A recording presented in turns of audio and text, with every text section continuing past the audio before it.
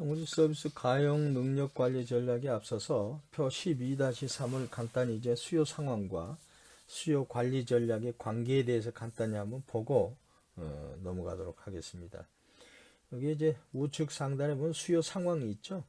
최대 가용 능력을 초과하는 경우, 최대 가용 능력과 일치하는 경우, 최대 가용 능력이 쉬고 있다, 최대 가용 능력 하향돼 있다 하는 경우, 이걸 볼 때 이제 수요 전략은 이제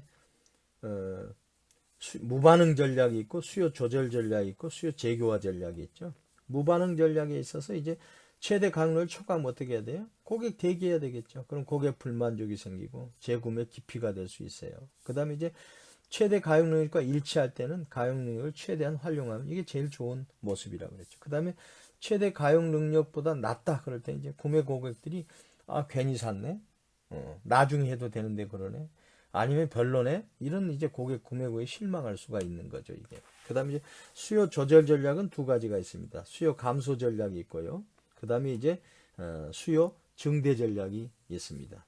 이제 수요 감소 전략, 수요를 낮추게 하려면 홍보를 통해서 수요 분산을 유도하자. 그 다음에 세분 시장 전략을 한번 검토입니다. 검토하자 하는 거. 그 다음에 이제 최대 가용력을 초과할 경우입니다. 최대 가용력이 일치할 경우에는 뭐 무반응이죠. 그 다음에 어떻게? 최대 가용력이 오히려 낮을 경우에는 반응이 없죠. 무반응이죠. 그 다음에 이제 수요 증대 전략은 최대 가용 능력을 초과한 경우에는 뭐 할 필요가 없는 거죠. 다만 이제 수익성이 있다 그러면 세분 시장을 이제 개발할 기회가 있다면 검토할 수 있고, 그 다음에 최대 가용 능력과 일치한다. 그런 반응이 없죠. 네. 그 다음에 최대 가용 능력 이하다. 그럴 경우에도 이 수요 증대 전략에 있어서는 상품이라든가 가격, 촉진, 유통의 다양한 전략을 수립해 가지고 최대 가용 능력까지 수요가 일치될 수 있도록 그렇게 노력을 해야 되겠죠, 이게. 그 다음에 이제 수요 재고화 전략에 있어서 예약 시스템을 이용하는 거하고 대기 시스템을 이용하는 거예요. 수익성이 가장 높은 세분 시장부터 실시하는 겁니다. 그다음 피크타임 이외의 시간대나 미래 피크타임 고객을 분산시키는 겁니다. 최대 가용 능력을 초과할 경우에는. 그 다음에 최대 가용 능력과 일치할 경우는 수익성을 고려해 가지고 사업부를 구성해야 되겠죠. 그 다음에 최대 가용 능력 유효화가 생겼다 그러면 뭐 반응할 필요가 없고요. 대기 시스템도 대기 중인 고객 관리에 주력한다. 대기 시간대에 예측한다. 이건 최대 가용 능력을 초과할 경우입니다. 그 다음에 이제 최대 가용 능력과 일치할 경우에는 병목 현상을 사전에 예방하는 겁니다. 그래서 분산을 시키는 거죠. 그 다음에 뭐 최대 가용 능력보다 낮았다. 최대 가용 능력이 유효화됐다. 그러면 뭐 반응할 필요가 없는 거죠. 그 다음에 이제 서비스 가용 능력 관리 전략. 이 관리 전략에서는 서비스 가용 능력이 고정되어 있다고 가정하였다. 그렇죠? 고정돼. 그러나 서비스 기업은 여러 가지 방법으로 서비스 공급을 관리할 수가 있다. 서비스 기업이 고객의 수요를 이동시킬 수 없다면 수요의 변동에 적응하기 위해서 공급을 어떻게 해야 돼요? 변화시키는 방법을 선택해야 하는 거죠. 그래서 수요가 예측 불가능하다면 가용 능력 변동 전략을 사용하고요. 수요가 예측이 불가능할 경우에. 그 다음에 수요가 예측이 가능하다면 어떻게 해요? 가용 능력 고정 전략을 사용해야 된다. 그래서 한번 내용을 한번 보시죠. 가용 능력 변동 전략. 예를 들어서 시설, 인력, 장비 등의 가용 능력을 수요 변화에 따라서 변동시키는 방법이다.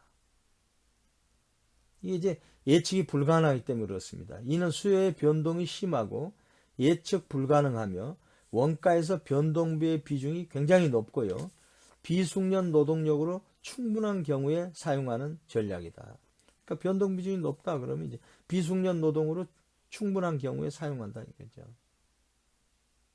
이러한 전략은 흔히 건설 현장의 일용직에서 찾아볼 수 있다. 가용 능력 변동 전략은요. 그래서 일용직 종사자들은 매일 아침에 당일에 일거리를 받게 되고 만일 일거리가 없으면 전혀 수입이 없이 하루를 보내게 된다. 즉 전적으로 수요에 의존해서 서비스를 공급한다는 겁니다. 그러니까 수요 변동이 굉장히 심하겠죠. 이런 전략을 사용하려면. 그 다음에 예측이 불가능하겠죠. 그 다음에 원가에서 이제 변동비의 비중이 굉장히 크겠죠. 왜냐하면 인력이 뭐 고정적으로 10명 하던 게 변동되면 20명이었다 그러면 추가 10명에 대한 변동비가 큰 거 아닙니까? 그 다음에 이제 비숙련 노동으로 충분한 경우에는 가용 능력 변동 전략을 쓸 수도 있다. 그 다음에 이제 가용 능력 고정 전략은 뭐냐면요. 가장 문제가 적게 발생할 수준으로 가용 능력을 유지하는 겁니다. 기업이. 이는 가용 능력 변동 전략과는 반대로 수요가 안정적일 경우에 이렇겠습니다. 그 다음에 예측 가능할 경우에 이런지. 그 다음에 낮은 질의 서비스를 제공하게 되면 사업에 심각한 영향을 미치므로 숙련된 고급 노동력이 필요하거나 고가의 장비나 전문적인 장비가 필요한 서비스의 경우에는 가용 능력 고정 전략을 써야 되겠죠. 당연히.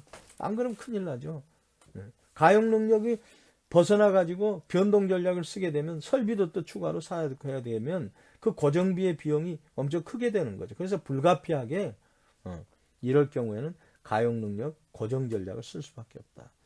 일반적으로 서비스는 연속적인 과정을 통해서 제공되는데 서비스 질을 좌우하는 장비의 용량이 제한되어 있다면 전체 과정의 흐름에서 병목 현상을 일으킬 수가 있다. 그래서 그 병목 현상을 완화시키는 방법도 함께 포함해야 된다는 거죠. 특히 병원과 수리 전문점의 경우에는 특정한 장비가 수요를 결정하잖아요. 수술하는데 그 수술기가 한 대 있다 그러면 두 사람일 경우에 한 사람은 대기해야 되잖아요. 못 하지 않습니까?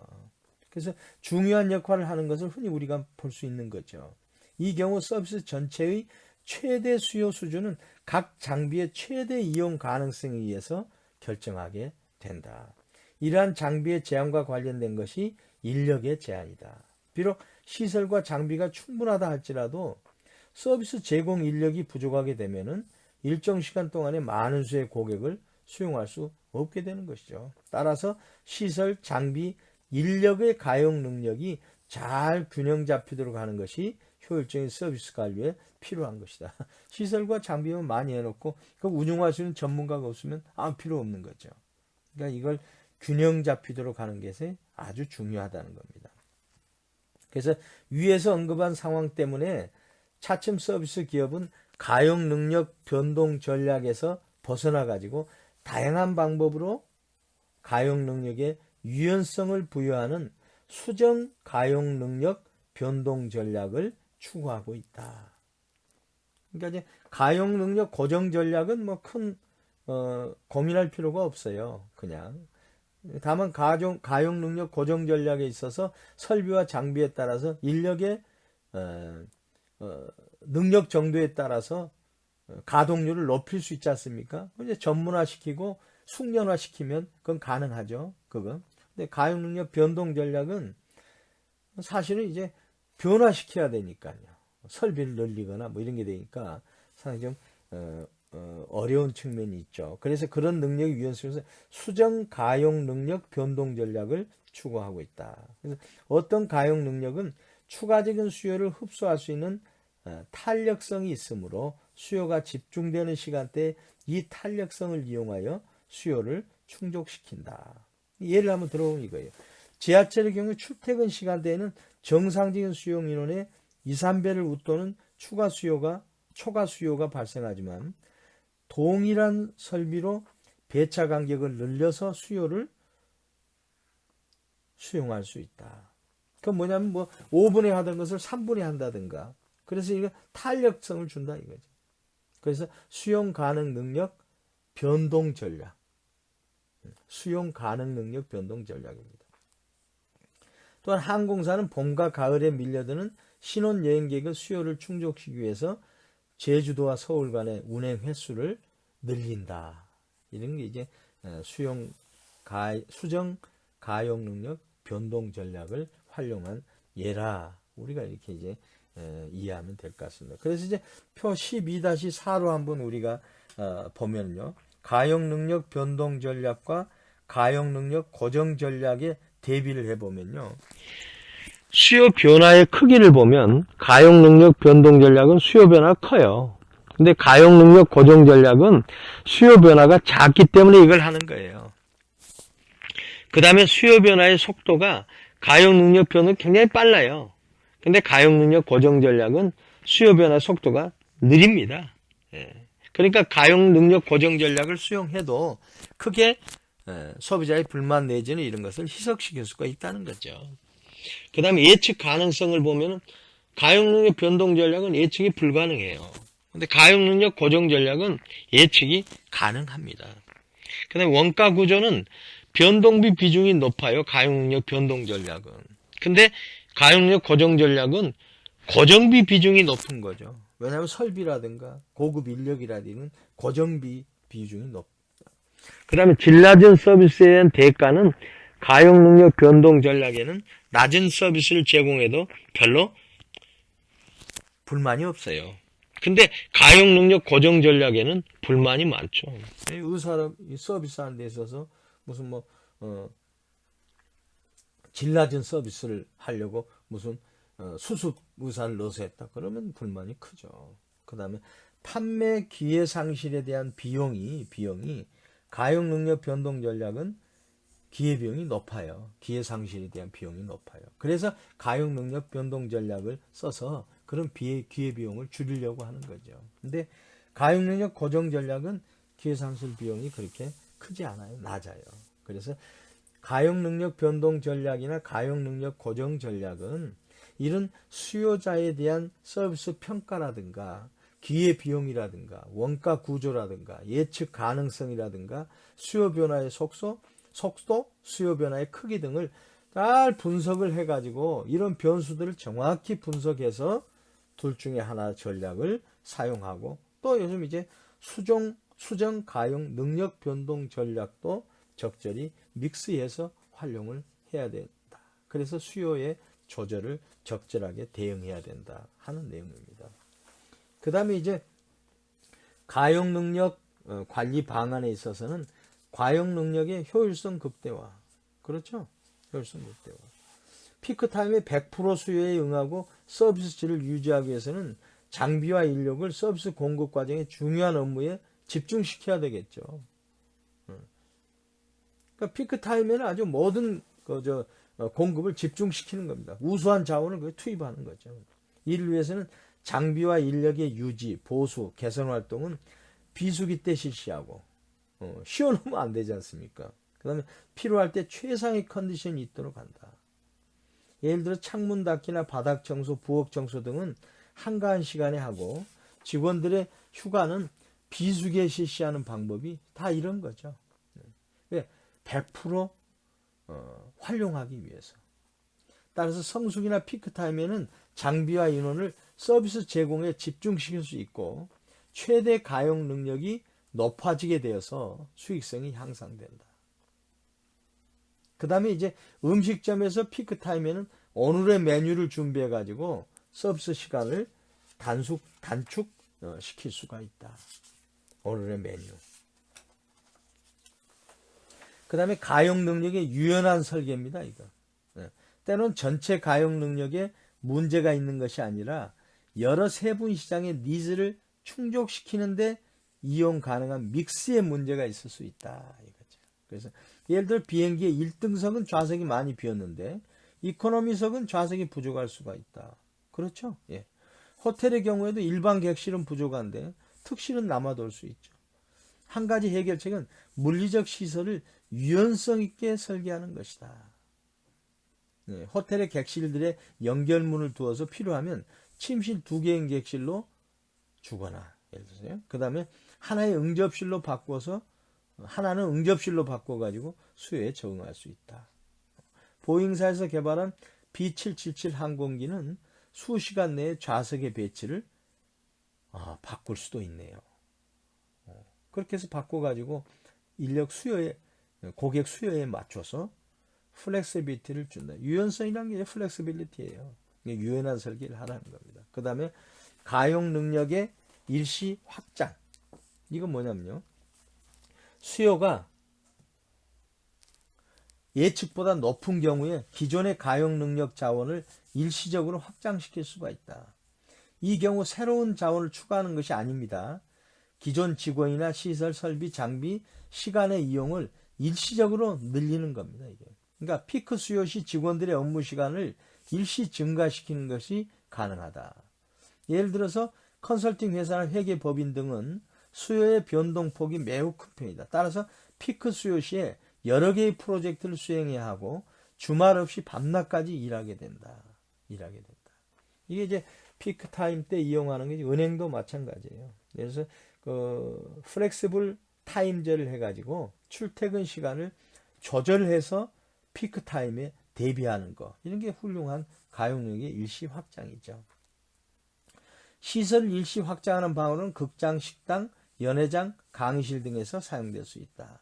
예를 들어 대학로 극장들의 경우에 10,000원일 때 보조의자를 놓아가지고 정규 좌석 이상의 손님을 받고 있다. 기차의 경우에는 좌석이 10,000원일 때 입석표를 파는 것도 이런 경우이다. 영업시간을 연장하는 것도 수요에 신축적으로 대응하는 방법이다. 크리스마스 같은 쇼핑 시즌에는 많은 백화점들이 연장 영업을 하며 수요를 충족시키고 있다. 명절 등 기성객이 폭주할 때는 지하철 버스의 운행 시간을 연장하거나 그렇게 해서 시간의 편의를 도모하는 것도 같은 맥락에서 우리가 이해할 수 있는 거죠. 근데 이제 이런 전략은 이제 서비스의 질을 떨어뜨리게 할 수 있으니까 그 점에 유의해야 되겠죠. 다만 그 이제 고객들이 충분히 이해할 수 있는 그런 수준의 가용 능력 일시 확장이 돼야 되겠죠. 그 다음에 직원들 통해서도 그렇게 힘든 일을 하게 되면 나중에 비수기 때 여유를 줄 수 있는 그런 전략도 필요하죠. 왜냐하면 고객 만족은 직원 만족과 직결되기 때문에요. 그 다음에 가용 능력의 임차 및 임대가 있습니다. 이건 뭐냐면 서비스 기업이 최대 수요 수준을 충족시킬 수 있을 정도로 가용 능력을 갖추게 되면 최대 수요 이외의 수요 수준에서는 과잉 설비로 인한 비용 부담을 해야 되는 거죠. 이게 이러한 문제 해결을 위해서는 서비스 기업은 다른 기업에게 시설과 장비를 임대해서 임대 수익을 올림으로써 수익성을 개선할 수 있는 거죠. 그래서 식당이 무작정 늘릴 수 없어요. 만약 그게 오버됐을 경우에는 이제 예식 같은 식당에서 다른 부분의 점포에게 일시적으로 이용할 수 있는 그런 서로 협조를 해서 그걸 이용하도록 하는 거. 그런 게 다 여기에 해당되죠. 이와는 반대 현재 가용 능력이 부족한 경우에는 다른 기업의 시설과 설비 장비를 임차해서 수요에 적절히 제공할 수 있도록 한다. 그렇죠? 그러니까 내 시설을 좀 빌려주기도 하고 남의 시설을 이용하기도 함으로 인해 가지고 가용 능력을 신축적으로 조정할 수 있다 하는 거죠.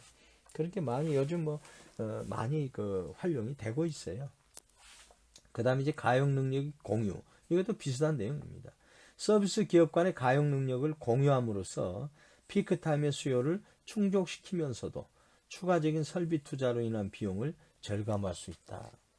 예를 들어서 병원의 경우에 환자의 병명에 따라서 다른 병원의 전문 의사의 협력을 요청하거나 특수 수술 전용 시설이 있는 병원에 일시적으로 보내는 것도 한 방법이다. 때로는 시설 장비 인력을 공유하는 예를 들 수 있다. 유아원은 주중에 낮 시간에 시설을 이용하는 데 반해 교회는 밤 시간과 주말에 시설을 이용할 수 있다. 그래서 이걸 서로 공유하자 이거죠.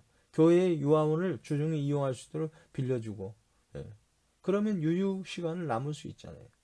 예를 들어 식당도 마찬가지 아니에요.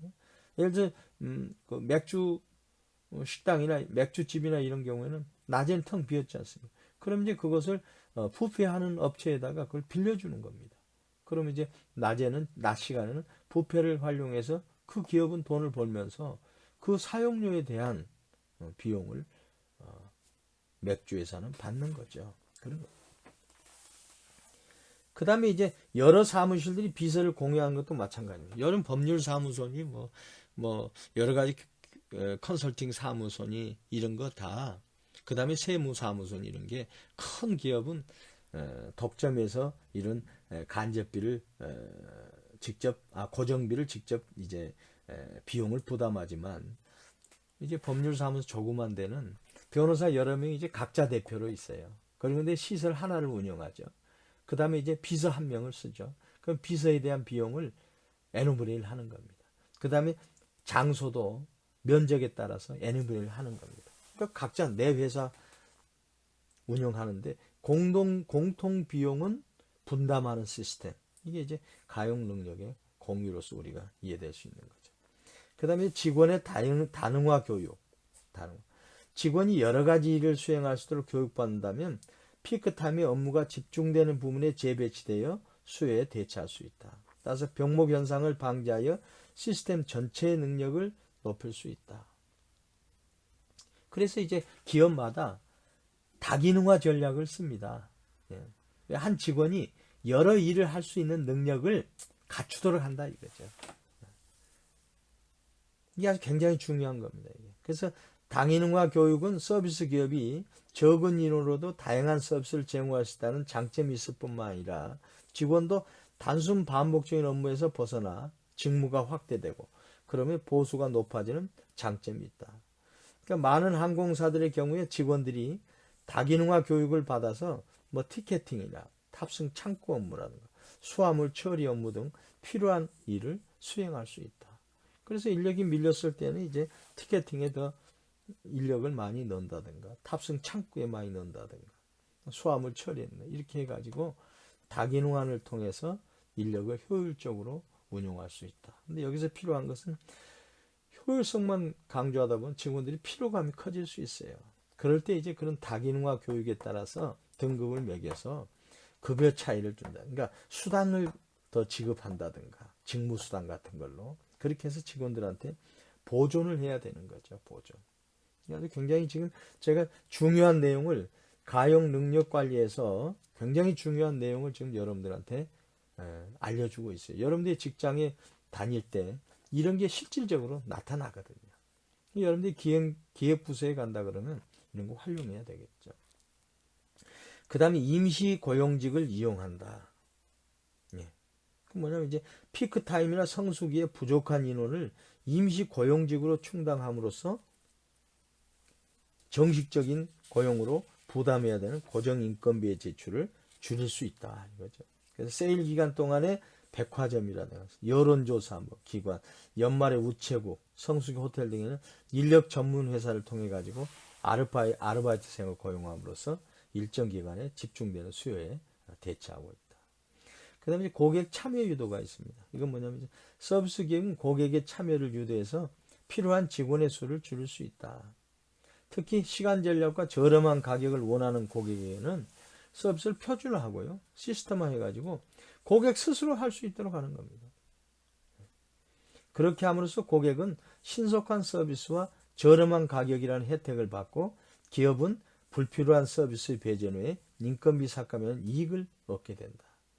제가 그제 이제 뭐 임대차 관련해가지고 종합소득세 내로 세무서를 갔는데 옆에 보니까 이제 3주택 이상은 예를 들어서 이제 세무사 대리하거나 아니면 인터넷을 이용하라고 돼 있더라고요. 왜냐하면 거기에서 그걸 이제 3주택 이상이 된 사람들의 세무 경비율을 계산하고 하려면 굉장히 복잡하지 않습니까? 그렇게 하면 나머지 고객들이 이용을 못하게 되지 않습니까? 그러면 여러분이 직접 할 수 있도록 인터넷에 상세히 설명이 돼 있으니 그걸 이용해서 하십시오 하고 안내를 해주더라고 보니까요.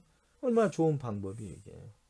그래서 고객 참여를 유도함으로 인해서 고객이 쏟는 시간을 절약할 수가 있고 편리해. 근데 거기에 좀 더 뭔가 혜택을 주면 더 좋을 건데 그런 것은 아직은 없지만 공기업은 그렇지만 일반 사기업도 그런 방향으로 운영을 해서 거기에 인센티브를 제공하면 직접 고객이 참여해서 서비스를 운영할 수도 있는 겁니다. 그래서 이제 이런 방향에 가용 능력의 효율성을 극대화하고 가용 능력에 대한 플렉스빌리티를 주는 설계를 하고 가용 능력을 일시 확장시키고 가용 능력의 임차 및 임대를 통해서 시설을 서로 공유하고 가용 능력을 서로 공유하고 그 다음에 직원의 다기능화 교육을 통해 가지고 여러 업무를 수행할 수 있도록 하고 임시 고용직을 이용하거나 고객 참여를 유도시키는 방법에 여러 가지 방안의 가용 능력 방안을 활용할 수 있다고 우리가 여기에서 확인했지 않습니까? 수율 관리 중요한 요소죠. 수율 관리, 일드 매니지먼트란 가용 능력이 제한된 서비스에서 수요 공급 관리를 통해서 수익성을 극대화하는 것을 의미한다. 다시 말해서요. 수율 관리는 수익이나 수율을 극대화하기 위해서 알맞은 가격이 중요한 요소입니다. 그 다음에 알맞은 소비자에게 알맞은 가용 능력을 분배하는 과정을 의미한다. 공식으로 보면 우리가 알 수 있어요. 수율은 실제 수익, 그러면 실제 사용량 곱하기 실제 가격 평균, 실제 수익이 있겠죠. 그 다음에 잠재 수익. 잠재 수익은 뭐냐면 가용 능력하고 최대 가격. 그래서 잠재 수익으로 맥스로 돼 있는 가격. 그 다음에 실제 수익 있고. 그래서 공식에서 알 수 있듯이 수율은 가격과 가용 능력의 함수죠. 이게 기업의 자원을 이용해서 최대로 산출해낼 수 있는 잠재 수익 중에서 실제로 달성한 수익은 상대적으로 얼마인가를 나타내주는 척도다. 그래서 전체 가용 용량과 가능 용량과 최대 가격이 변하지 않는다고 가정할. 작성해서 잠재 수익이 변하지 않는다고 가정했을 경우에 실제 사용량이 증가하거나 실제 가격이 올라갈 경우에 수율은 뭐였고요? 1에 가까운 수치를 한다. 얘가 잠재 수익이 100이었다 그러면 실제 수익이 100이면 1이죠. 1에 가까운 수율은 1에 가까운 수치를 갖게 된다. 실제로 수율 관리 모델을 이용하기 위해서 기업은 세분 시장별로 과거 수요 패턴에 대한 자료와 현재 시장의 수요를 예측할 수 있는 방법에 대해서 미리 알고 있어야 된다. 이 수율 관리가 굉장히 중요한 거예요. 수율이 떨어지면 안 되지 않습니까? 수율 관리가 적합한 상황을 한번 보면요. 우리가 수율 관리는 시장의 세분화가 가능하고 재고가 소멸하는 특성을 지니고 사전 판매가 가능하고 수요가 변동적이며 가용 능력 변경 비용은 높고 한계 판매 비용은 낮은 상황에 적합하다 이거죠. 수율 관리가 적합한 상황은. 특히 세분지 시장이 명확하게 나누어져 있고 서비스를 일찍 이용하거나 예약하는 고객이 늦게 하는 고객보다도 가격 민감도가 높은 경우에는 수율 관리를 통해서 많은 수익을 창출해낼 수 있다. 중요한 시사점입니다. 이러한 상황에 적용되는 대표적인 예로는 예를 들면 잘 이해해요. 항공사의 항공권 예약이나 호텔을 미리 예약하는 경우에는 호텔 산업과 항공 산업은 실제로 수율 관리 기술이 효과적으로 광범위하게 이용되고 있는 거죠. 근데 엔터테인먼트 산업이나 스포츠 패션 산업의 경우에는 먼저 사는 고객들이 나중에 사는 고객보다 훨씬 더 비싼 가격을 지불할 용의를 가지고 있는 거죠. 이러한 경우에 빨리 사는 고객들에게 가격 할인 혜택을 제공하는 것은 수익을 감소시키는 거죠. 그럴 필요가 없는 거죠. 그래서 일단 높은 가격을 유지하다가 가용 능력을 채워야 할 상황이 되었을 때 가격을 내리는 방식으로 관리를 해야 될 거다. 그러니까 수율 관리가 아주 수익성과 직결되는 거기 때문에 아주 중요하다 하는 것을 강조하는 겁니다. 그 다음에 이제 수율 관리의 과제가 있어요.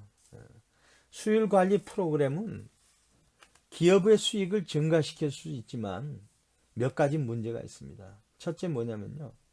수율 관리는 기업이 이익 극대화만 과도하게 집중하도록 하고 장기적으로 경쟁력 있는 성공을 제공해 줄 수 있는 서비스의 다른 측면들을 경시하게 할 가능성이 있다 이거예요. 그러니까 무조건 수율 관리만 잘한다고 해서 되는 게 아니다 이겁니다. 둘째지.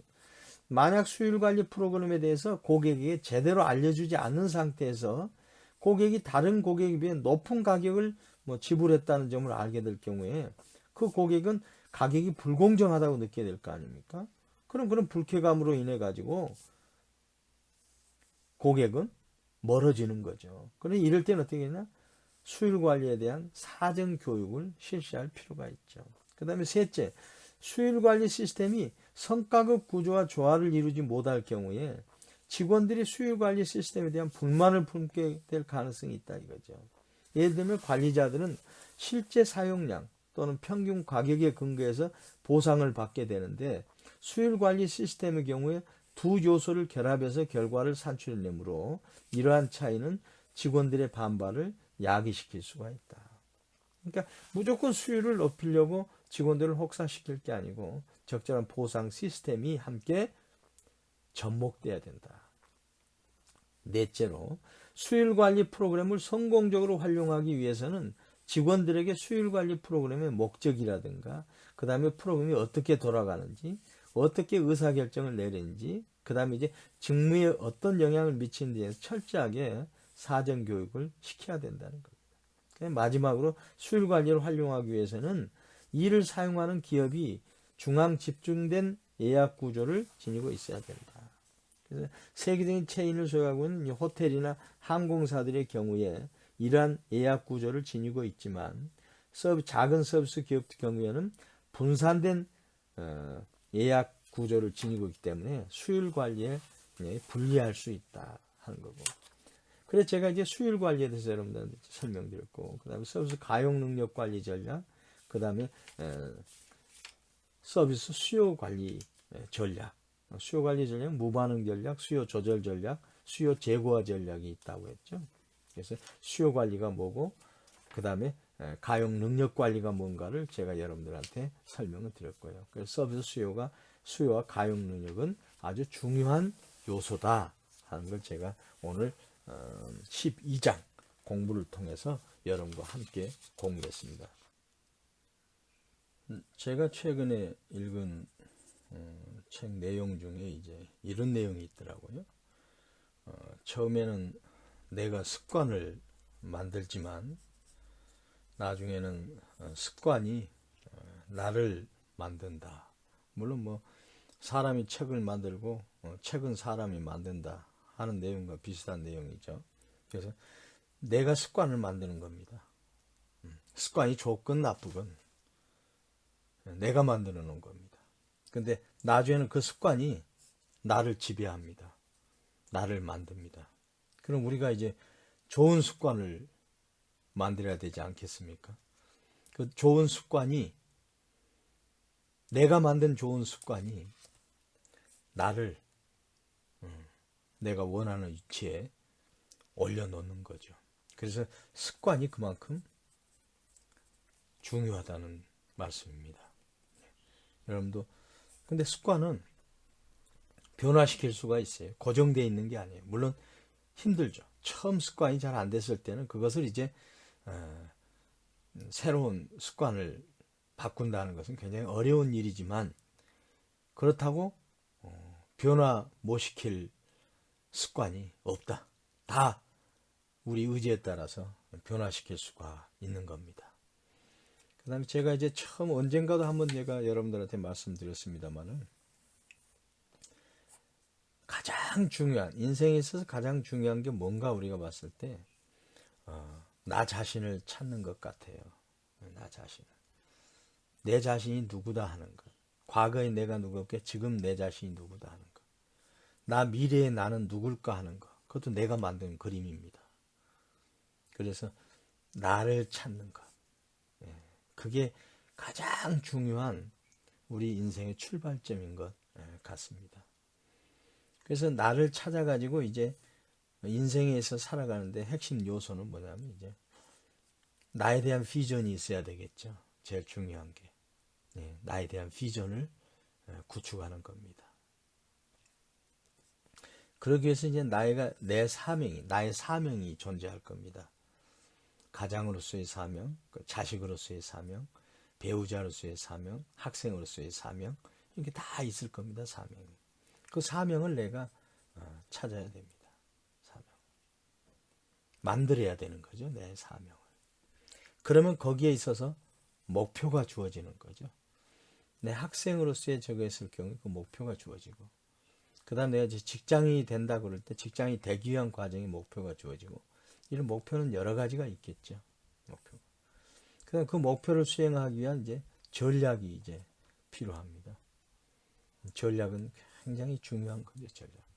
전략에서 가장 중요한 요소가 뭐냐면 스와트 분석에 의해서 나의 강점, 약점, 기회 요소, 위험 요인을 분석해 가지고 전략을 수립하는 겁니다. 그리고 나서 이제 실행하는데 실행 절차는 PDCA입니다. 플랜, 계획하고, 도, 실행하고, 그 다음에 체크하고, 액션, 피드백해서 다시 실행하는 거죠. 이 과정에 따라서 실행 과정이 계속 순환작용 플러스 상승작용을 통해서 목표가 목표에 도달되는 거죠. 근데 이걸 바탕에서 가장 중요하게 이끌고 있는 게 뭐냐면 태도입니다. 태도. 태도. 여러분의 태도는 뭡니까? 저의 태도는 뭡니까? 이 태도는 어디서 나온다고 그랬죠? 학습에서 나온다고 그랬죠? 학습. 학습을 통해서, 거기서 학습이란 게 뭐죠? 경험입니다. 경험. 직접 경험이 있고 간접 경험이 있고, 배운다는 게 다, 본다는 게, 듣는다는 게 다 이게 학습의 과정 중에 하나죠. 여기서 우리가 학습을 통해서 태도가 형성이 되는 거죠.